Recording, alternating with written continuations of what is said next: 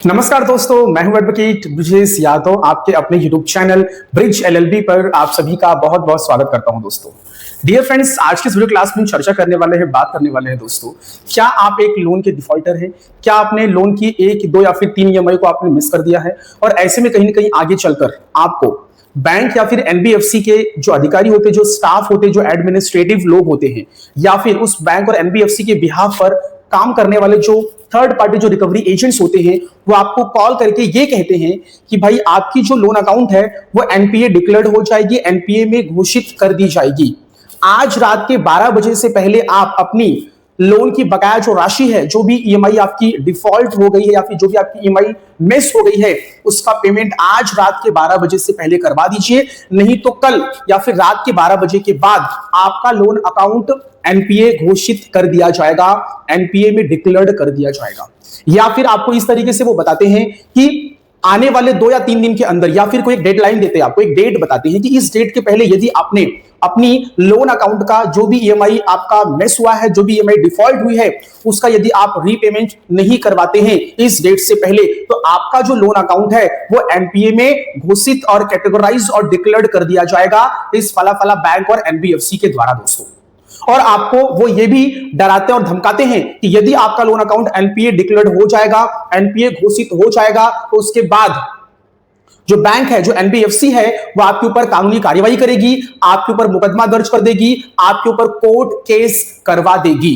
तो ऐसे में कहीं ना कहीं आप बहुत डर जाते हैं, आप बहुत टेंशन में चले जाते हैं, आपको काफी चिंता हो जाती है कि यार अभी ये क्या हो गया, एनपीए क्या होता है, एनपीए डिक्लेयर्ड हो गया, एनपीए घोषित हो गया, तो क्या सचमुच में मेरे ऊपर कोर्ट केस हो जाएगा? क्या सचमुच में ऐसा कुछ है क्या कि मुझे जेल जाना पड़ेगा? इस प्रकार से आपके मन में ख्यालात आने लग जाते हैं, थॉट्स आने लग जाते हैं और आप एनपीए जैसे वर्ड को सुनकर आप डर जाते हैं दोस्तों। तो जिनके पास पैसे होते हैं वो क्या करते हैं, उनकी डेडलाइन से पहले जो भी उन्होंने डेट और समय दिया था उससे पहले उसका बकाया राशि का रीपेमेंट करवा देते हैं, जिनके पास पैसे होते हैं। और जिनके पास पैसे नहीं होते हैं, सचमुच में जेन्युइन रीजन होता है, किसी न किसी कारणवश वो लोन की ईएमआई को डिफॉल्ट कर देते हैं, ऐसे व्यक्ति काफी परेशान हो जाते हैं, काफी डिस्टर्ब हो जाते हैं, उनके मन में बुरे बुरे ख्यालात आने लग जाते हैं, वो अपने आप को बहुत ही एकदम डरा हुआ सा महसूस करने लग जाते हैं और वो सोचते हैं अब क्या होगा, अब तो सर जी ने मुझे एक समय टाइम दे दिया है, रात के 12 बजे से पहले कैसे भी करके मुझे बकाया राशि का भुगतान करना पड़ेगा। अगर मैं नहीं करूंगा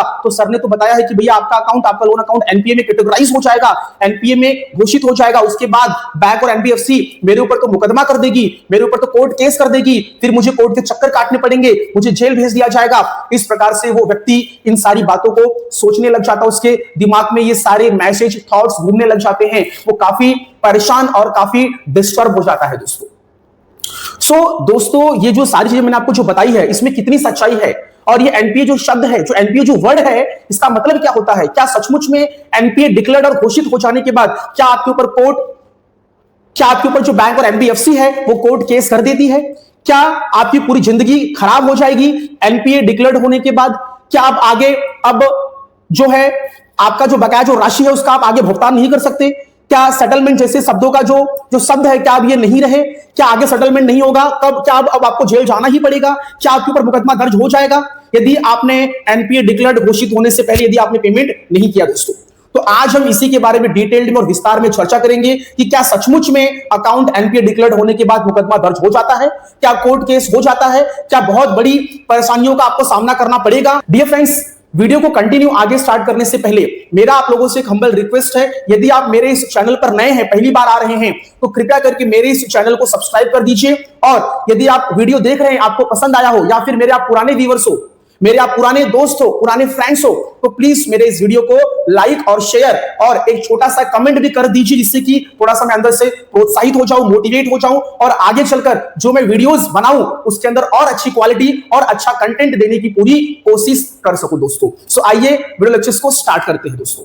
डियर फ्रेंड्स, सबसे पहले आपको यह समझना है कि एनपीए का मतलब क्या होता है दोस्तों। सी, एनपीए का फुल फॉर्म होता है नॉन परफॉर्मिंग एसेट्स। जब कोई एक व्यक्ति किसी बैंक या फिर एनबीएफसी से किसी भी प्रकार का कोई भी लोन लेता है, चाहे वो पर्सनल लोन हो या फिर चाहे वो सिक्योर लोन हो, राइट, अगर वो व्यक्ति उस लोन की लगातार 3 ईएमआई को डिफॉल्ट कर देता है, 1, 2 और 3, ठीक है, 90 या फिर 92 डेज, दैट मींस कि 92 दिन। वैसे तो अगर हम कैलकुलेशन करने के लिए जाएं तो किसी महीने में 30 होता है, किसी महीने में 31 होता है। सो ओवरऑल जो कैलकुलेशन होता है वो 92 डेज का होता है दोस्तों, ठीक है। तो अगर कंटिन्यूअसली यदि उस व्यक्ति ने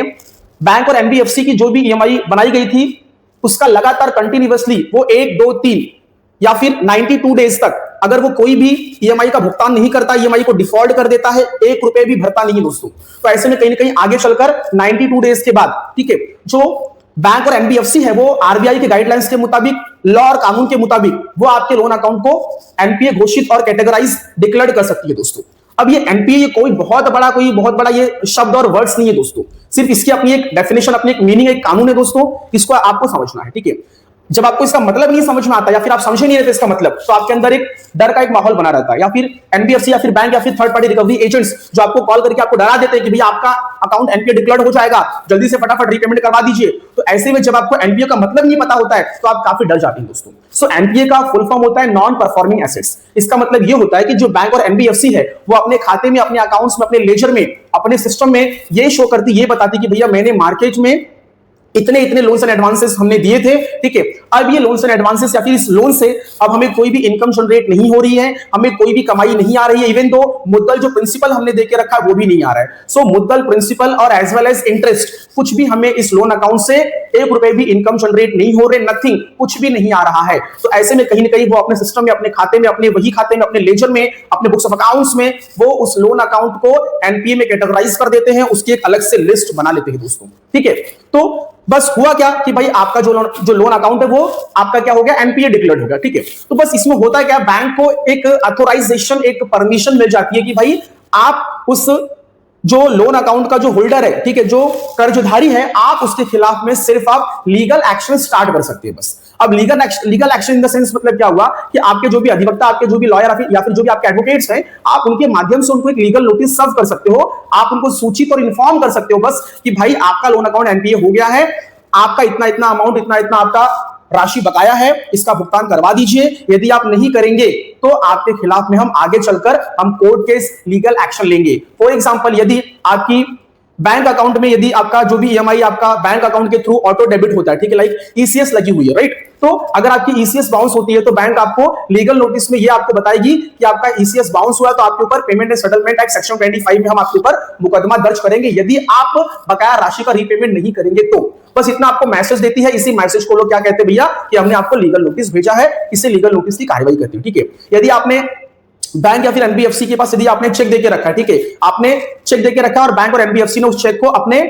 अकाउंट में डिपॉजिट किया और आगे चलकर वो आपका जो चेक था जो आपने दिया था वो अगर सपोज डिसऑनर्ड या फिर बाउंस हो जाता है तो आपको सेक्शन 138 का नेगोशिएबल इंस्ट्रूमेंट सेक्शन 138 में आपको वो लीगल नोटिस भेजते कि भैया आपका जो चेक था वो डिसऑनर्ड और बाउंस हो गया है, तो भाई बकाया राशि का भुगतान अगले 15 दिन के अंदर करवा दीजिए। यदि आप नहीं करवाएं तो आपके खिलाफ, आपके अगेंस्ट में हम लीगल एक्शन हम इनिशिएट करेंगे, आपके खिलाफ में हम सेक्शन 138 में मजिस्ट्रेट कोर्ट में मुकदमा दर्ज करवा देंगे, ठीक है। कुछ इस प्रकार से आपको लीगल नोटिस भेजी जाती है। यदि आपने क्रेडिट कार्ड्स लिए हैं और क्रेडिट कार्ड का कुछ बकाया राशि है, कुछ अमाउंट ड्यू है,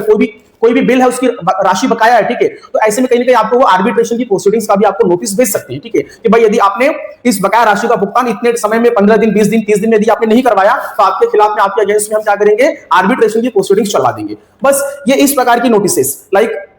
सेक्शन 25 की नोटिस, सेक्शन 138 की नोटिस, आर्बिट्रेशन प्रोसीडिंग्स की नोटिस, इस प्रकार की नोटिसेस वो अपने एडवोकेट्स, अपने लॉयर के थ्रू आपको भेजते हैं। बस ये जो एक्ट, ये जो कृत्य वो कर रहे हैं, ये एनपीए डिक्लेयर्ड होने के बाद होता है और कोई भी चीज नहीं है। यदि आपको कोई डरा रहा है, धमका रहा है कि एनपीए डिक्लेयर्ड हो जाएगा तो आगे क्या होगा, मैंने आपको ये बता दिया दोस्तों। यदि आपके पास पैसे हैं तो आपको पैसे देने में आपको बिल्कुल भी आपको मना नहीं करूंगा मैं। आपको पैसे आपके पास हैं तो ये आपकी रिस्पॉन्सिबिलिटी, आपकी जिम्मेदारी बनती है कि जो भी बकाया, जो राशि, जो आपने कर्ज लिए हैं उसका आपको भुगतान करना है दोस्तों। यदि आपका जेन्युइन रीजन है, आपकी प्रॉब्लम, दिक्कत है, आप पैसे भरने में अनेबल है, असमर्थ है, घर में कोई इश्यूज, कोई फाइनेंशियल क्राइसिस चल रहे हैं, कोई मेडिकल इश्यूज है, काम धंधे में आपको नुकसान हो रहा है, व्यापार में नुकसान हो रहा है, आपका जॉब लॉस हो गया है, या फिर घर में कोई दुर्घटना, कोई घटना घट गई है जो कि आपके कंट्रोल में नहीं थी, अब 1 रुपए भी घर में नहीं आ रहे हैं, तो ऐसे में कहीं ना कहीं आप दोस्तों, ये जो मैंने आपको बताया, ये पूरा प्रोसीजर आप समझ लीजिए, ये ज्ञान जो है अपने पास रख लीजिए, तो आपको बिल्कुल भी इस एनपीए वर्ड से आपको बिल्कुल भी डरना नहीं है। तो पैसे हैं तो देने हैं और पैसे नहीं है तो ये एनपीए का मतलब क्या होता है,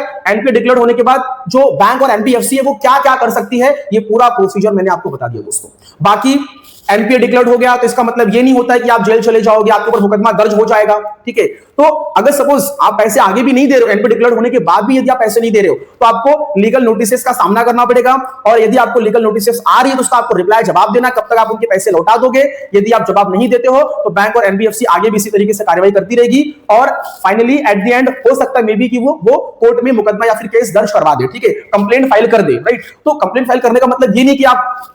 आपको तुरंत जेल भेज दिया जाएगा, ठीक है। सी कोर्ट है, कानून है, नियम कानून है, सबका अपना एक प्रोसीजर होता है, ठीक है। तो प्रोसीजर के तहत सारी चीजें चलती हैं। तो अगर मजिस्ट्रेट कोर्ट में अगर कंप्लेंट फाइल भी हो गया है तो उसके अंदर आपको क्या होगा, आपको पहले प्री कॉग्निजेंस की नोटिस आएगी, आपको उस नोटिस में आपको बताया जाएगा कि आपके खिलाफ में हमारे पास कंप्लेंट आई है, ये मामला है, ठीक है। तो ऐसे में यदि पैसे का अरेंजमेंट जुगाड़ उसके पहले हो जाता है तो आप बैंक से बातचीत करके आप सेटलमेंट भी कर सकते हैं आप, ठीक है। यदि पैसे नहीं है, सपोज कंप्लेंट दर्ज हो गई, ठीक है, कोर्ट केस हो गया, तो आपको समन्स आएगा, तो समन्स तारीख पे जाके आपको अपना वहां पे आपको अपना बिल करवा लेना है। अगर सपोज समन्स की नोटिस आपके पास आई बट आपको पता नहीं चला, उसके बाद वारंट इशू हो गया तो कोई दिक्कत नहीं है, आप वारंट पे जाइए, जो भी डेट तिथि समय है वहां पे जाके अपना बिल करवा लीजिए, सेम डे हाथों हाथ आपको तुरंत बिल मिल जाएगा। एनबीडब्ल्यू इशू हो गया तो कोई दिक्कत नहीं है, बस पुलिस को थोड़ा सा पावर मिल जाता है, भाई आपको वो अरेस्ट कर सकती है, ठीक है। बट फिर भी कई बार तो पुलिस आती है, बातचीत हो जाता है, अरेस्ट कभी कभी नहीं भी करती, आपको समझा बुझा के आपको बोलती है भाई आके सीरियस मैटर है, सीरियस नेचर का है भैया, अब एनबीडब्ल्यू निकल के आके आप बिल करवा लीजिए। तो कोई बहुत बड़ी इशू, कोई बहुत बड़ी दिक्कत नहीं है। एनपीए डिक्लेयर्ड हो गया मतलब ये नहीं होता कि आप जेल चले जाओगे, ये बिल्कुल भी गलत है दोस्तों। बस आपको नॉलेज, आपको ज्ञान होना चाहिए बस, ठीक है। तो यदि कोई बैंक या फिर एनबीएफसी आपको या फिर कोई थर्ड पार्टी रिकवरी एजेंट्स आपको कॉल करता है, आपको मैसेज करता है, आपको टेक्स्ट मैसेज करता है, आपको व्हाट्सएप पे मैसेज करता है, आपको ईमेल पर आपको मैसेज भेजते हैं कि आज रात के 12 बजे से पहले आपका अकाउंट एनपीए डिक्लेयर्ड हो जाएगा, तो दोस्तों यदि पैसे हैं तो देने हैं, बाकी नहीं है पैसे तो जो प्रोसीजर है कानून का वो आपको फॉलो करना है दोस्तों, ठीक है। दूसरी चीज, एनपीए कब डिक्लेयर्ड होगा, जब लगातार 3 ईएमआई को बाउंस कराओगे, लगातार। अगर बीच में सपोज आपने पेमेंट करवा दिया, सपोज आपने इंटरेस्ट का पेमेंट किया, आपने सपोज प्रिंसिपल का पेमेंट किया, या फिर आपने कोई भी एक ईएमआई का अगर आपने भुगतान कर दिया, तो आपका जो लोन अकाउंट है वो एक्टिव रहेगा, स्टैंडर्ड रहेगा, ठीक है, वो एनपीए डिक्लेयर्ड नहीं होगा। एनपीए डिक्लेयर्ड तभी होगा जब लगातार कंटिन्यूअसली आप 3 ईएमआई को बाउंस करवा दोगे, 3 ईएमआई को आप डिसऑनर्ड करवा दोगे, आप 3 ईएमआई का लगातार कंटिन्यूअसली आप डिफॉल्ट करवा दोगे, तो ही आपका लोन अकाउंट एनपीए डिक्लेयर्ड होगा। उसके बाद ही जो बैंक और एनबीएफसी है वो ऑथराइज्ड होगी कानूनी तौर पर, तो आपके खिलाफ में लीगल एक्शन ले सकती है, ठीक है। बाकी एनपीए में और कुछ भी नहीं होता है दोस्तों, इस बात को नोट कर लीजिए। यदि आपको कोई भी डरा रहा है, धमका रहा है कि एनपीए डिक्लेयर्ड हो जाएगा अकाउंट रातों रात, आज का आज पेमेंट करवा दीजिए, पैसे है तो कर दीजिए पेमेंट, यदि पैसे नहीं है तो इसमें कोई भी डरने की बात बिल्कुल भी नहीं है। अगर डरोगे तो आपको और डराया जाएगा, इसमें कोई भी चिंता, टेंशन बिल्कुल भी लेने की जरूरत नहीं है। हमारे कुछ दोस्त, कुछ व्यूअर्स है यूट्यूब के, या फिर मेरे कुछ ऐसे क्लाइंट्स हैं जो मुझे कॉल करके पूछते हैं कि सर कॉल आया था, सर मैसेज आया था कि आज आपका अकाउंट एनपीए डिक्लेयर्ड हो जाएगा, जल्द से जल्द पेमेंट करवा दीजिए, नहीं तो आपको आगे चलकर भारी भरकम आपको काफी बड़ी बड़ी समस्याओं का आपको सामना करना पड़ सकता है। अगर इस तरीके से कोई आपको डरा रहा है, धमका रहा है, तो आपको बिल्कुल भी डरने की जरूरत नहीं है दोस्तों। बस आप इस एनपीए वाले कॉन्सेप्ट का मतलब समझ के रख लीजिए, ज्ञान ले लीजिए। जहां पे ज्ञान की कमी होती है वहां पे डर का, बोलते ना, भय पैदा होने लग जाता है इंसान के मन में और दिमाग में दोस्तों, ठीक है। सो एनपीए वर्ड से बिल्कुल भी डरना नहीं है दोस्तों। एनपीए कोई